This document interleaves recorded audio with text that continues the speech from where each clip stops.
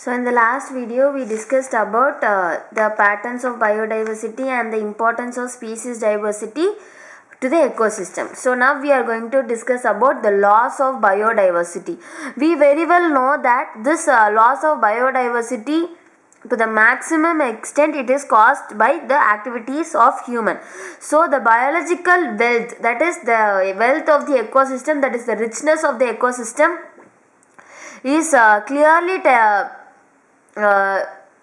telling that because it is reducing or declining rapidly because of the human activities. So the colonization, for example, if we take the tropical Pacific islands, here the colonization which are completely made by humans have caused more than 200 species of native birds to become extinct. So from this we can understand that how worse the human activities are leading to the loss of biological wealth of our planet. So the colonization by the humans made in the tropical Pacific islands has given out or has taken out more than 2000 species of native birds into extinct. So here the IUCN Red List, which was made in 2004, has told that about last 500 years alone, 784 species has faced the extinction. That is, out of which 338 are vertebrates and 359 are invertebrates and 87 are plants. So we have totally lost 784 species in the last 500 years itself.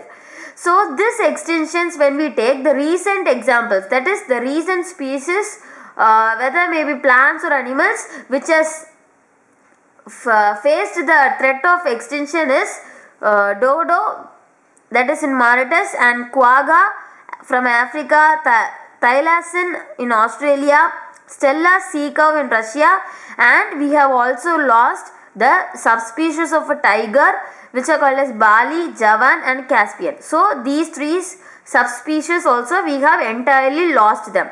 So these 784 species have faced the threat of extinction and they have become extinct. But in the last 20 years alone, so 27 species in the last 20 years we have lost, or the 27 species has disappeared.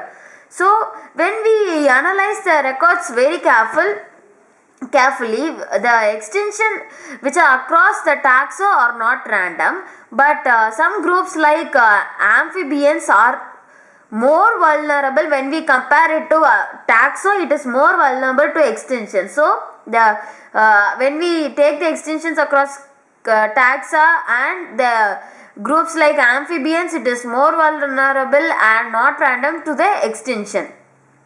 So now not only many species have become extinct, here 15,500 species out of the total world are facing the threat of extinction. So they are about to become extinct and they are facing the threat of extinction.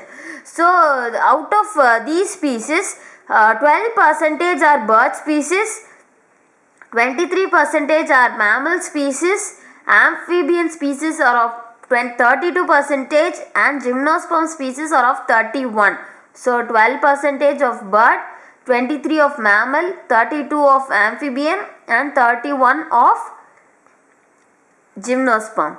So here if this when we take we may think that only nowadays or only in the present age of time this extinction are taking place, but when we study from the history of life through the fossil records, we can understand or we can learn the loss of species was on a large scale, like that which we are witnessing current now has also happened earlier also. So this extinction of species has occurred earlier, even before the humans appeared on the ecosystem. Even before the appearance of the human, this loss of species, that is this large scale loss of species has also occurred.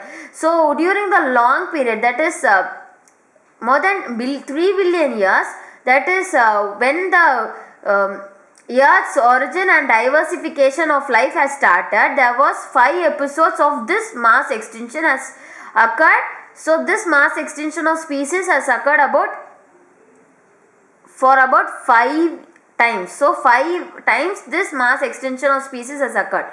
So here when we but the very big danger, that is the ecologists are warning that if this is going on to continue, or this extinction of species is going to continue, or the difference in the rates of 100 to 1000 times, that is this current species extinction, if it occurs, then it leads to 100 to 1000 times faster.